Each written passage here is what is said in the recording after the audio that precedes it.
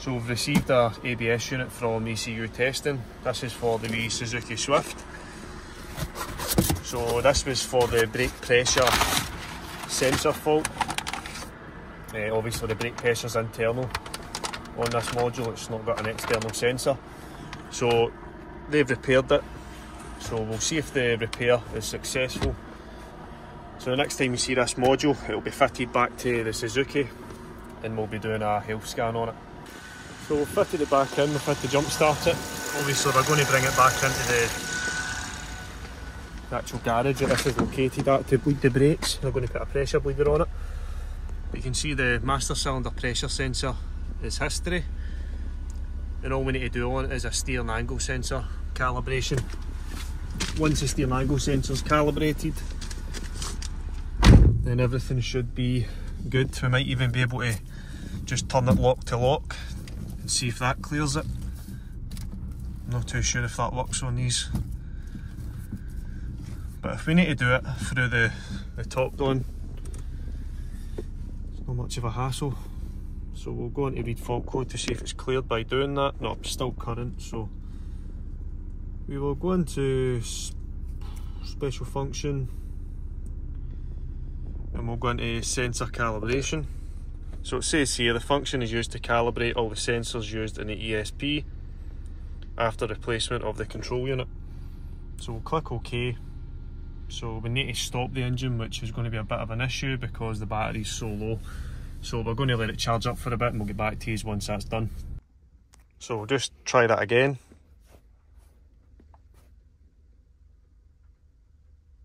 So it says the sensor calibration has already been done, strangely enough. So we'll go back and we'll just try and clear it. So it's failed to clear the fault memory, but we've not got any DTCs. Don't know if it's because the battery's getting a bit low. So sometimes when you go into the ABS control unit, it can put on these lights as well because you're talking to the actual controller itself. So we'll go out with the controller. You can see we've still got, oh no, that says away. So everything is clear. We've no longer got any fault codes. What we'll do is we'll just do a full health scan. So in the last video, Top Don sent me a discount code for this. So if you're interested and it's still within that period, definitely check your description and get a percentage off this Top Don Phoenix Plus. Hopefully they'll be sending me a scope, but we'll see how that goes, and we'll test out the Top Don scope as well. So we're just running through full system scan of that. Everything looks to be clear. But in regards to ECU testing, I've never had a bad thing to say about them. Obviously they get bad reviews, but everybody gets a bad review, especially when you're a big company like that. I've never ever had anything come back that's meant to be repaired and not been repaired, so ECU testing for me is actually pretty good. They've done the Haldex module and they've done plenty of other modules as well on previous cars that I've worked on, and I've never ever had any issues since. So pretty happy with the way this one's turned out. So we'll move on to the next vehicle that we're going to be going to. Not too sure what it's going to be yet. So he's joined me from this Audi Q2. It's 2017, I believe. The fault that we've attended this vehicle for, it's for one of our trade customers, is we have got multiple warnings on the dash. So if you look here, we can see we've got our TPMS, ESP, and we've obviously got our bonnet warning there. That's obviously because the bonnet's open. So we've done a health scan on the car, and if you look here, engine electronics, we've got data bus error received, again with the data bus fault, and a data bus error value received. But if we go into gateway,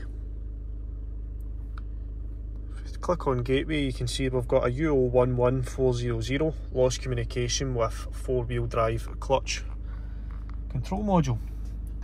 So we're familiar with that fault with the Golf R. I'll leave that link in the description on how we tested that.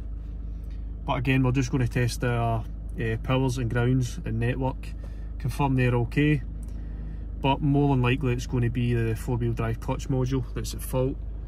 We will probably be sending this 4-wheel drive clutch module down to them to get repaired, just like we did in the Golf R.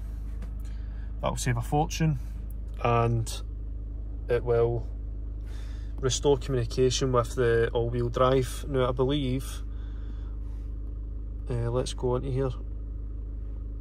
Well, it says all-wheel drive electronics has got communication.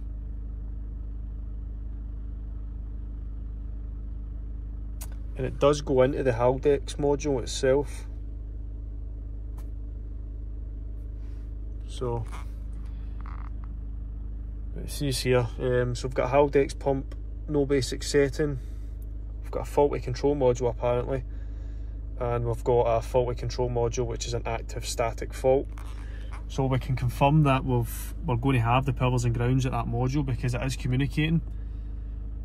It just looks like there's an internal error inside that module that sits on the diff. Or maybe it's intermittent, who knows. So what we'll do is we'll clear the fault code and we'll clear the full health scan on the car and see if the faults come back, or if they come back straight away then we know that we need to look at that Haldex module. So it does appear to be an intermittent issue. And one thing I did read up on ECU testing was that it can be an intermittent fault. You can see there we've got no lights on the dash anymore, there's no fault code stored. So we're just going to whip off the Haldex module itself and have a look inside to see if there's any water ingress. There usually is. So that is the one out of this little Audi Q2. So what do you think? Think this one's going to have much water ingress into it? It actually looks alright on the outside, however it's the inside that matters. So let's get this opened up. So it's just a case of getting your screwdriver in there and you can feel the seal breaking away. And we can see the lovely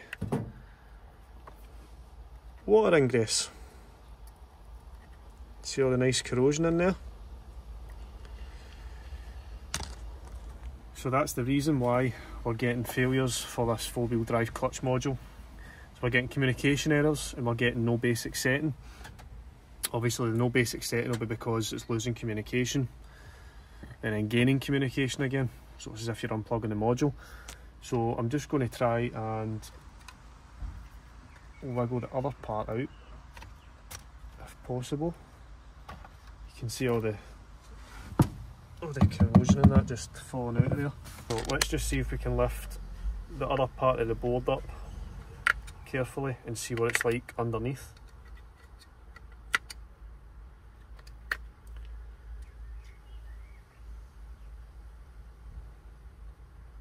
So I mean, you can definitely see a bit of green on one of the chips. I do not know what that chip is, but there's definitely green corrosion on it. So if you look here, there you can see that water's got into there. It's also got into that chip. Now, I don't want to disturb that, obviously. I want to leave that the way it is for when ECU testing opens this back up and they can actually see the evidence of water ingress. Obviously this is a multi-layer board, so water's got in between those layers. So this hopefully is going to be repairable. So let's get this all put back together. We'll get the car locked up and we'll move on to the next one. This trade is absolutely done for. So I'm on this, is it a DS3 2019? It's a DS3 crossback, I should say. Manual. And we're here to change a resistor. So we ordered a resistor, £202, genuine unit. You can see that's the old one out. So to get the old one out, you need to take the clutch pedal off. All this trim, there's a plastic cover in front of there, and if you can, maybe I'm going to try and I'll twist these around here, but in there is where it lives. So all that is had to come off, plus you need to take the blower motor out, so all of this needs to come off as well, because there's a clip inside. So I'll show you here. So there's a blower motor out, so there's a clip inside the actual housing, so you can see, I don't know if you can see the hole, you can see the sort of white cloth, so the actual resistor just sits lying up there, so you can see the actual heatsink, the metal part. So there's a clip that you need to push down to get that into there. So you also need to take out all the glove box, everything, just to change a heater blower resistor. This trade is absolutely done for. It is not worth the hassle getting into this trade with the way things are going. It just completely pisses you off doing stuff like this just for a heater blower resistor. And how do you test that, really?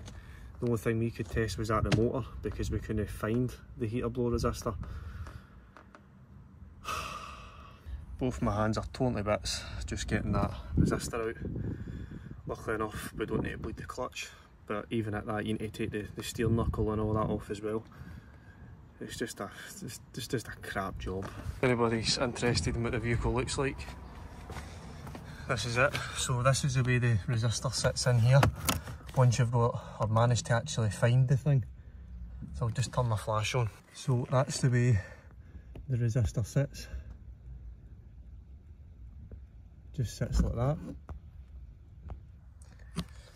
And luckily enough for us mechanics, the manufacturer doesn't leave you enough room to get a quarter drive ratchet in. It only leaves you enough room to get one of the wee Torx bits in. I think it's a T15. So I'm going to get all this built back up and test it. So I've ended that video there. The customer was quite happy. I think he'll be watching this video, but that was just a wee quick run through. If you ever do get one of those newer DS3s, I think that was a crossback. Not a simple job. I don't know how it is on the automatics. I'd imagine it would be a lot easier, but obviously with the automatics you've got the bigger pedal, so time will tell. But there is a lot of these failing. The dealership had 50 plus in stock, so it's going to be a regular occurrence. But if any of the trade guys that watches comes across one of these, make sure you get your labour rates right, because it's not just a straight simple swap. You think to yourself, when people phone and ask for a resistor replacement, you think, well, that should only take me an hour. Add another few onto that. Thanks for watching. See you next time.